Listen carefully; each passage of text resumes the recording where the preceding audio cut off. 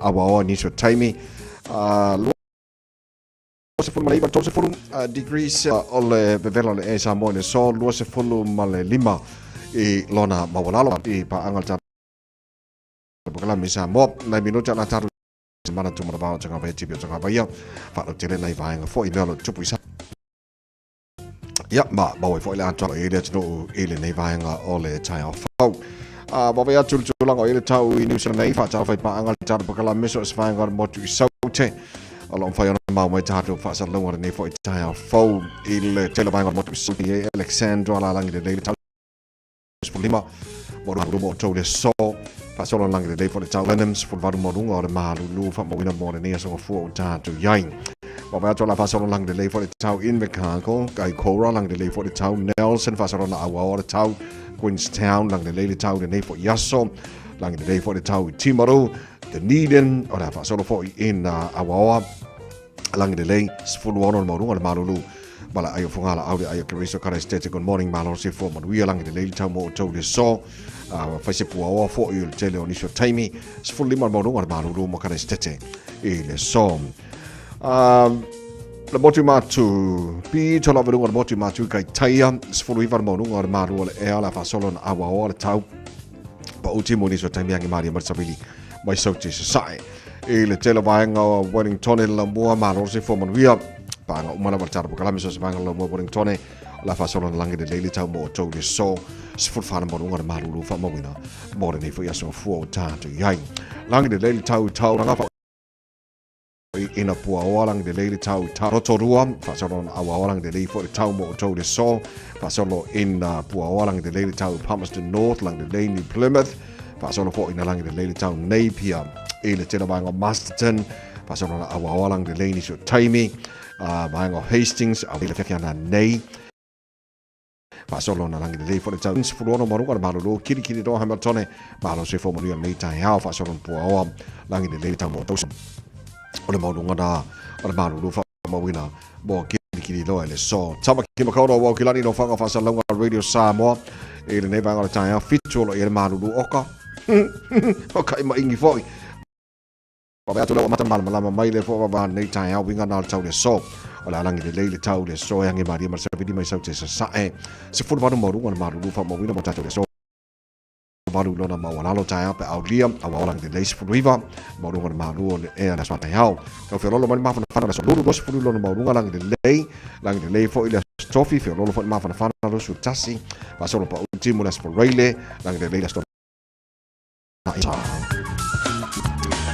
mabawa la tamai na ale ava tau nei Taming ole Taeao la tunu ala pa au ni sa vai ngor ke lope fa mo mo mo ria mo tau mo tau ele nei sa fo wa tatu savalia talo tau au na to fa long al Pacific Finance wa lo to al Pacific Finance in nonga tupe mo so se fa mo aliu fa ponga aso fa nau sa fa Whainga malolonga baso se whaala ve apalai ne lo Pacific Finance .co.nz pe bala aule oval se lau fitu whawha lua fitu e talo sanga sauna nonga tupe ile baale lima se lau tala male lua se furu hafe tala e lua minute whailau talo sanga online www.pacificfinance.co.nz a tasile tu lai whatali e se tali e ai inga whapitoa bala au lo le Pacific Finance Limited ile oval se lau fitu whawha lua fitu oval se lau fitu whawha lua fitu. Palo fa tele tino ila fa fonga nei va ngor Taeao o le ua va ya tu Antasha o le ka o alo fa welcome i le Facebook mari YouTube ka o ngi ka ya le ke alo fa mai fa mon o Malu dur ka ya le fi mai mo mai le ku fa mon e a le o nga o le tulanga na ya mana to mo yel Taeao o le amatanga nei va so ta tu ya e sa fo yanga da so fu ai ai malo fa tele tino nei Taeao ma le tino lo mo mai le Taeao le lo fa mana ngale le yo tatu mo tai le langi ma sa ko ki le fu ma cameras la ko ma no nga ko anga ma li ka cameras wa do ya le o le wa fa nga solo i finals le tatu fitu foi le fai LA o le la wa matel ta long fiti ma Great Britain o le sa linga o le tulimba tu lima man tu ono mai kere aro fiki sale Ana ia. Se lau pusenga no fiki. Ma ngo teine ia alanga pe ile yo ela o kama ilungo le. Ile sa dingo sempini. Ale la aula teine. Ale o ka alomole tu limba mal tu ono. Le mo Moscow fiki. Wa ba fenga fiki mo Moscow. Sa ka fe ka matu le ta le so ino le. Tu fitu le ka alo ia pangi ma falang. So le vali fo ia pangi falang. Ba ngo ka mai ka. Ai o lefta anga solo fa anga solo ele kai ele leva ngama ya la tong falta do kala mese o va ya ku pe ya o ke le mane tong fa malta do mon sambo na tu do mal ka ko pu galin mai ya america ya tu longa do ta to mon sambo which ele le la mane wa lang ai o au ye la lo le va nga ye su e ya le no nga lunga le top 12 top 8 ya le al ka ko man samo se ki no peka alo mai kama skin ya nga longa fo ino na ko fa mo ya le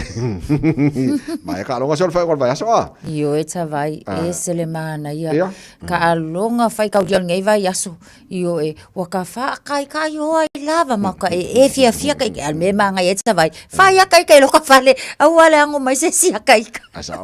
mana ia sa longa yo eta vala va fo eta longa ata amata mai lai fa ai unga fo yo le NRL le fo I weekend sama sama vai atu ia le o lo ia eta longa ia sa ta aloi fo ila mai tawatu o lea na ta alo le sharks and eels ia lela na manu malo le sharks I le vaenga le na la ta alonga fo I le va o le roosters and dolphins ia manu malo le roosters I le ta alonga le na rabbits and knights manu malo le knights faisima malo le knights ina ta alonga le na tolus fulu le fa ta alo mato au ia warriors ma le cowboys ia ma ngai al malo se mato au io tolus e fulu le luas fulu ma le ono o se malo faita ulia tere fo I mo le warriors I le tulanga fo I le va ia tu le table I le taimi le nei West Tigers and Dragons ia manu malo ele West Tigers Titans and Bulldogs malo le Bulldogs I le va lea ta alonga lea Storms and Raiders manu malo le Raiders Panthers and Broncos ia le fo lai mai tawa tu manu malo ele Panthers I le la ta alonga lea so le taimi la nei mai tawa tu lai le fa tulanga ina fo ile lunga le table le lai tulanga mo le Bulldogs lona lua Raiders kolu ma ko ta vai io ke vai aku pole alfa ya inga o kama ilesi taimi ia ai ko ya ngai me le au faso solo nga up io kalo sia ya o te le lunga le up number 1 ia le ala ke fo lunga ko o mai la lo kama ia se fa ia ko malor nga mana ya Okay, so tamasangan na le NRL le fa una vaso. Sfulu fitu ia Great Britain le wa yang ba ngata mai ta. Fanga solo so engal tu lima mal tu ono ia le ama mo ya karo super rugby so de ta alonga le se fo le man na le nei weekend pe le fo sa to sa ta puai awes ese ia sa wa le malo uma awe lua ia ki malo fa kas ia kawang malo koks ta longa le sa matai fo ile nei weekend na mavaya ta longa le vale Blues and Force le si le ta longa sa mata ina fo ia mata itu le au kapua I oes ia mako au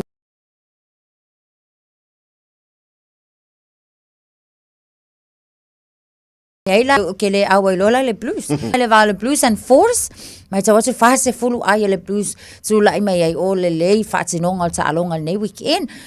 Fiji and Drua and the Reto Lacy le ta alonga ta vai esele mata ina oka ia ai wila vai lea mana ia tam fai Fiji and Drua manu malo tolusu maleona la tau ai ile tolusu matolo le Reds ta alonga le va le Hurricanes ia male sifi kalo fai sifi ia tu tau ma fai mai manu malo le Hurricanes tolusu malima se fulu fitu ale awale Chiefs awale Brumbies and Waratahs manu malo Brumbies e fase fulu la tau ai ile fulu fitu le Waratahs ta alonga la le po ana po Highlanders and Moana Pacifica kata vai. Oka pretty all over, pretty pineapple. Manu malo le Moana Pacifica tolu su fala tau ai ile lua sumaleiva ale Highlanders sa longa tau fao ta vai. Ai mai se fo ila tau le malo la nu ia ai mai se fo ia ta longa fai tau lia ia mosi au lea ale Highlanders ia malia ia se I whai se mākou fo I fia kasi I le o le la ua me mai le moana Pasifika I le numero 1 ia ai lona fitu ai la le blues e taimi lei o lo tūlanga mua lava le chi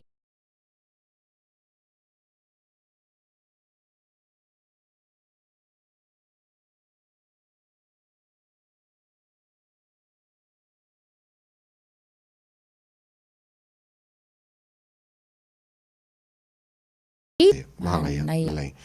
ya o tulanga da ita tu talonga le fa ngona va ya solo fanga solo pe le afa mombua to fast food se konele to afa mombua o le talonga fitima Great Britain ile sa lingo tu lima mal tu ono le vai ngo ta mai tai le fo ko sko fo fiki fanga fiki de ro sona maka kia bola menaka yeah ya vai ya anwa fa ya ko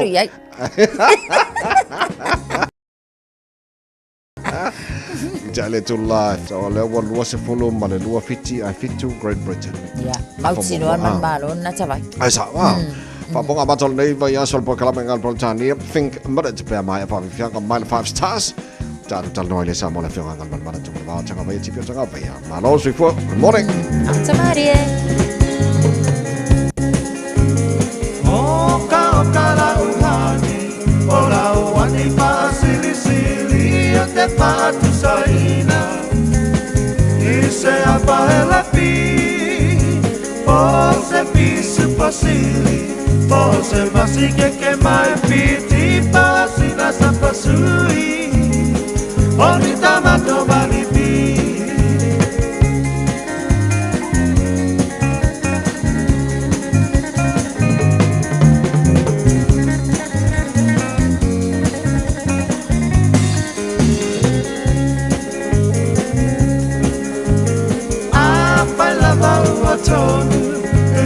Tonu lau pinangalo tapa ai poipo Avane ile malo Ele anga ole tatua Etele ai ole ti akolo pe Mausa pepe Ole pepe ole po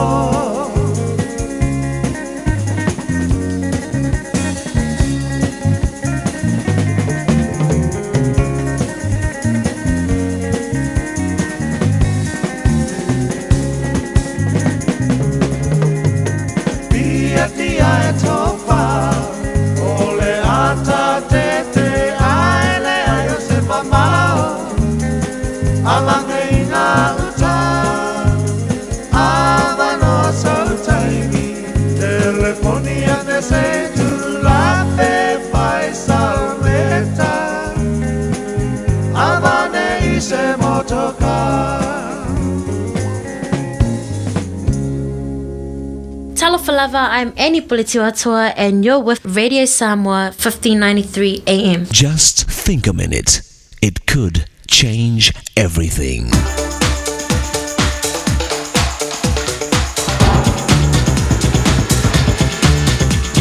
Think a minute. Do you know what the strongest muscle in our body is? Would you believe that it's also one of our smallest muscles? In fact, it weighs only ounces, yet it has the power of life and death.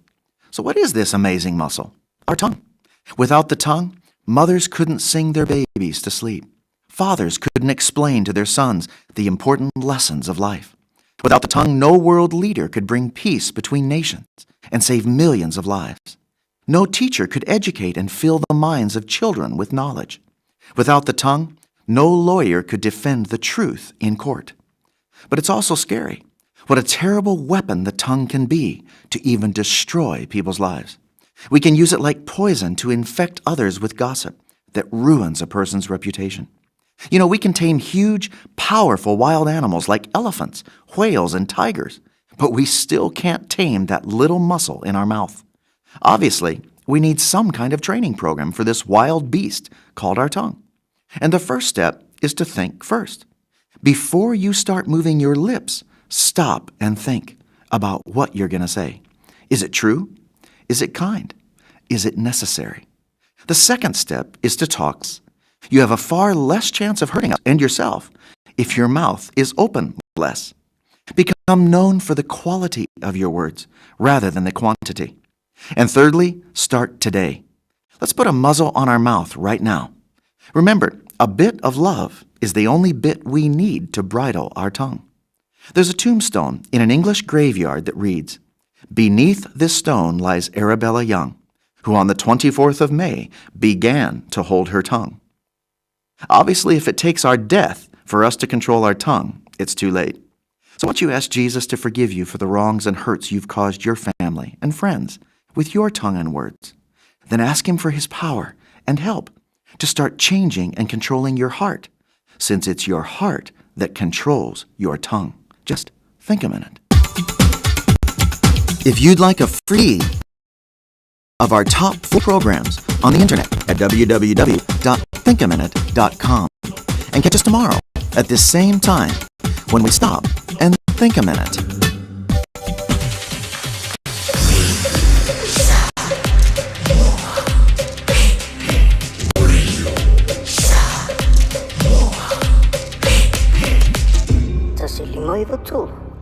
Luas full mono no no chale July feature ta shofa tes mai fe ngale alo le yo ta to so ingai Samoa la mantaka nei va yaso fa lo tele foi nei va hanga melo tupu Samoa ya mai foi headlines ya wal mana mo ta tala mai Samoa pe tala va Fatalo fatul nei Taeao lo fionga ngalu malemana ma lo lava fo ile soi fo ala le le nei aso fo. Fatalo vatu ya de sala sai ko mudia pa be full suga ya te vai ba lo le usu. Ma lo le sui fu mo via e le nei Taeao fo ya le o to le mai la junu le mantaka nei va yaso. Ya te do lo fa penana to mali fo ile amatanga le vai fo o mga wenga ta te mutu pa ya me ba sani na pa pia o mo le sa malo lo ya pio fa tu mutare so fu ya ai o nga io o sui fu ngai sa mo pe a mai ale aso sa mo se malo lo Sa le le la tato o matala nei Taeao ma le mantaka nei va so ta tu yai o le tu matavela a tau si sui fu fo le te le yo la to fo sao ya fu ato le fa na tu la to fitus fu te sanga na me aso ma ba ya ya fitus fu te sanga talo na fatino mene o fo no fa te sanga so se yete ali me tama te se fu ya fu ato o fa si uma tu so se yete ali me tama te se fu ai mo ni ya la sa na ta ba ya o le tu ale fa pe tau se fu ya ile o se tau tua fo i fa pena ona fa ia no fo i mani fa tioga e fo fa tioga te ngai mane fo ia o nanga i tato so io ai ne fa pera bo a to pe se o nanga ia na la pe fo ia ta ua ia fa utuanga mati ma inga popo i te ia nga nga fa tau se fu au te lo ta sin ne o nga ngai ke mana tu ya so ia o mabai Mani. Isa to te lea i tamaita, i tupa tamaita i sa la tu rina, ia wan wa ia wa. O mai nei vai tau. Ia wa to te le fu ni tupa o li wa la to tu ina le tu langa e ve ma tu se o i ali ho wa ve ma fa to sa. Ia o le tasina tu langa fo i pe fu na tau sini o mai fu tamaita ina tu ia la tu te ia mo to mai o ngā runga i pisa mawhanga i nei tu pawari. Ia ngā runga hoi nei in sinia. Pat whai a tise. Ia o ngā runga whapena pisa tatu mawai o nei tu pawari. Ia ngai a suere ai o molenga tusa uma ia tamai tai mari i whaatino o to mai mga runga i au ngai i na maloma le tino. Malo. Alo whaftai. Mai tau watu o le nā olu o ua iai isi o tātou watu nu o le asia singa le komisina o le malo ta vai o leo le komisina o leo o le ani fuafuanga fo i whaatatia mo le asia singa ia po le nā lava o atu le fia mai mo le la le lei o Samoa. Ka motu. Ia, o te roi waso le te neile sa tali malo e mtanga runga le komisina mar minsta ile. Malanga mai fo i o le komisino leo o le malo ta vai ma matasha. Ngala. O te loa, pe a fa pe sa alo ma fo fo. Te lo pe a stimo mole malanga mai komisino leo New Zealand a to sa malanga mai ni to sanga pe sa malanga mai ini malolonga po tulanga fa pena au se komisina ko le umalanga mai tulanga tiu te pa komisina le o te baba e te fo e ta o ho malanga mai o le fo te ta o le o na fa le New Zealand se I fetu fa fo I le tele o isi mau nganga sale ye ta to mana mi so so au te loa o pe au New Zealand ma Australia le ta te ngalo fa ta si le o na fa le I le tele o isi mau por kami fo isa fa tino I te usanga o mawai o te loa ta si le o mata o pule pe ye se ta usanga ko I le nei I komisina o malanga mai fia mo se so ni fu de mo fa man si ai de o nanga le tau mate tuina fo yo foi no sol tu la fo ya fia mo fa la fa saina okay ya wo te lo e to e po mala e ko si le fia de tu la ngale ai sa de o ye sa mo to sa wa ke le ai sa o le ai fa ia ngalo no fo e se I ia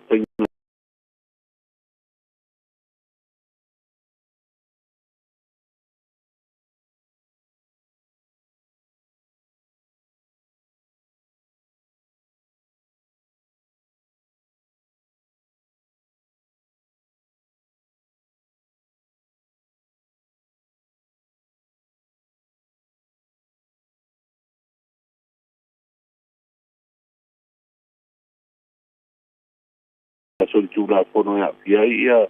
fala au fa sai malo po ida ba mai malo tu lai mai ma o na fa le ia sol tu la fo mai tu pe Sadly, ma lo fa fetai. Ma wana ma so ta tu nei o le fo o tina fo le le manga fanga fa I me le la tala ta mai le sa tina. Ai pe a lu fa pui asil to do ai lu ma va ko fo fa la fa sa nga pe fo nga mai le sa bo me o lo ye le lon to lo le tai mia alman ia ta vai ia tu no le o se tala le fo I sai nga ma fa na wa to lu fa na o tina ia o le sa pe fo nga mai e mo ia lu nga lo le ta to ta pena le sa tina ia le ua tau nu le tina tarabo tan lo su mon tu to sanga le tu langa ile para le pui fa ua fa sino ma uru wa mai ia no tu langa na o le tu fa sananga uru to lua ile o mi fo io le aisa para fa saina ia aisa du ras na singa pa ngata le na fa ye su na ho ne wa sa ili uma e wa ulo ma wa ne fa ko le tu e ve me ai yesu e uma e o le tino te ngata le wa tu e asin pa ta su uma e wa mo a wala ese atu ia la fa sai na fu to no to ese ya to no le nga yo inga le sa fatino ya le na ma wa fo ini tanga pe pa ila la iti ko ini ala ye aisa ya le na fa u fa le atu e sinale o fa pui au te do au se ia Malaysia tu langa te vai o ta tu tero no sinale ele o asa ina tu le mo dia e tenga so tu la fono ta pune ai sa mata mai ta iwa pia aso ye pisa pe na ali tu paoli ya fia to te le ali tu pa o tamatane ya tu langa le o ia iwa fia tu ko mata mai ta I so nga tu la fono te uri wala pa saina yo te lo se fang ta o ho ina mo tina ta tu tu mane ina ia alo sa mai da fie a waru kamalo ia re pa ia nga isa ia ru ia no fo ia fa na miki ku e ma ia fu ia mai o te lo se fangu ta ua le mo le tu vai o tinam tama tai ina to hu foi to lu ia wana ano mai sulta sulnga tu la fono ia ia mo me na ko ani lava alo fa anai fa na le si va nga ti lo fo le male lo fa ia wa tu pui fo nai fa na nei ia ti lo tama mal tinale esel mele anga ia ka no fa po ala fa pe ila tu mana ia sa o le ta vai o le si tu fa na o fa na o ne tu wa ia fa so nga ni te bo io le la ti tamit ia la o tu le va ingo nei fa na I ai nga fo ia la o tu li fa sa langa i fa pui ia e pe lo mai mo ia su lo ma sina le umi ia e pe to lua ma sina o la o fa pui Ko tula fengtal na ona ifanau. Ma faila o yesi sen fanau to no o la pepe le yo tula ngo le un pa na lu. Tula fengtal na ya tilo. Ele foi ana alo fam sino ngal fengol fa sala ngal tau no fai ole. Ko tua tu fa sala ngal pa pui ta ko yo. E matu yama o ngo so tula fo. Malo fafte tele mole nei Taeao le o le ase vai ngala mai tau mo tatou le foi vai asa fo tatou savani ngalana le fa malo sia fa tuanga o timu ma fa tatou tunu o le ni poti le tamai o pe au ma fole o lo fa tu po se sa o Australia o lo so soani una ia mai winga Malu ma tu savili o le toa o lo po savili mai so ti sai Pitai o le fitei ingo savili mati mungo le Pasifika i saute. Lo whaaboi moia fia isa moa i se teimi o le so, e anga i atu le poa nā nei ma au mai au winga lolu wā le tau. O pe au mamafo le ea i aile wa ina mau e ono au mai a savili e wha solo ina maana losi. Wha pe winga so wā ma le ngā wā fo o le ngā tei whane. Lata lea i wha unga le nei yaso. Mo le so le bai e le so ngofua le so limo me e fa solo ina wa ma timu to uwa wa solo ai mai ma mafa ini so taimi o le ya fu ai fa mano sia pe o fa tu ngo timu ma mafa mo lo fu no umor tanto no o fia nga no ari mai timu nga mai ma mafa ini so taimi wo ma ma se au wala no fu nga ma ulunga ya mai lo vai fu no fu nga i te pala e fa ta usabili i taimi o timu ya o le tala ta mai na lo fi sortau Malo fafte tele lava tu lava no fa ilo mole si le fiole tenu ya uta penanga wa taru tala masamo pe tala van fa mole ngalon mana o le wa mai le tali tu sia se fina ngalo fo e le sui pule le tu malo ana lo fi no mentasi ya tu sai fo yo atu malunga ma fai ti ma fo i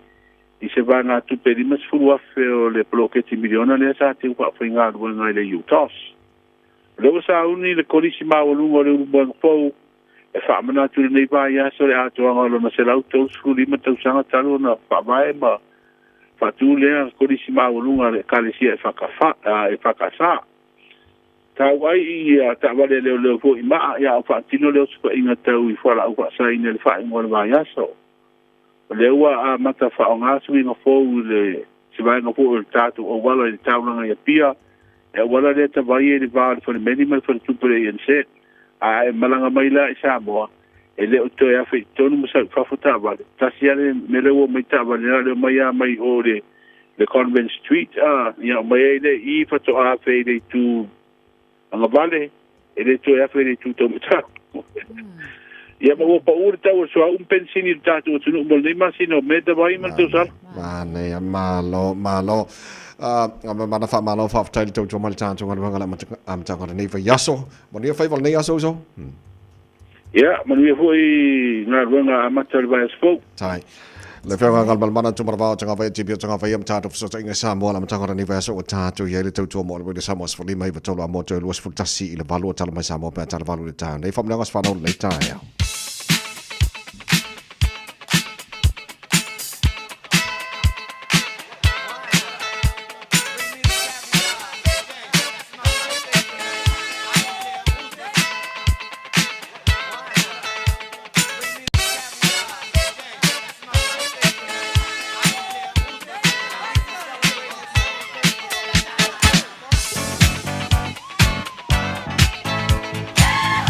Nanga swana ola songo fora nele so lima o mo tala telefoni mo o tolu fitu tasi lima iwa tolu mo fo lewa no runga tanto emaili le on air at radiosamoa.co.nz ya le ko kiki apo ko le merka ko Facebook mari YouTube le va ngora Taeao ai fa nga mai tanto emaili mari tanto telefoni pe a fi avisi family nga swana le fo Taeao fo le lei o lo fa tali ta telefoni so kiki lo ku pe e ka fa mo ya nga sa ngile emaili a ta se yo vava yako e a foi va vengo o piccola le va mai kamo mo le la ama tatu lunga la pe falling le lo ye le fa manianga tavai fa manianga mo mola na me atone tu lima fa manianga mo la so fa na o se o fa fine ya leono mea O le aso le nei wa ato ai le iwa o tausanga. O le anganga e whaafo i ai le whaaftai ma le vi inga i le tua. O na olo na alofa, i lana tausinga, ma lana puipuinga mo oe le afa fine. O le tatalo i whaamanuia le atua mo oe le afine, ia manuia lo aso whanau. Alo whaanga, mai lo tuangane i a Torres, ma lo uso i a Sofia, whaapea o maatua o Teresa, ia ma whata tone tu lima. I manuia tele nei aso manuia las whanau. O le foi lau lo mai tawato le Malaysia whaamanianga, e mai a tonga mamao saunia. Vi ia le angalelei ma le alofa o le tua ilana tausinga i a te oe le afa fine fetu o mata utu Jane saunia wa au lia mai lo wiva tausanga i le nei Taeao. Angalelei le atua ma whaamanuia lo wola tuputupua e ma fua nisi tausanga se tele mo oe. Alofa anga ma your brothers John Wesley ma su e Malu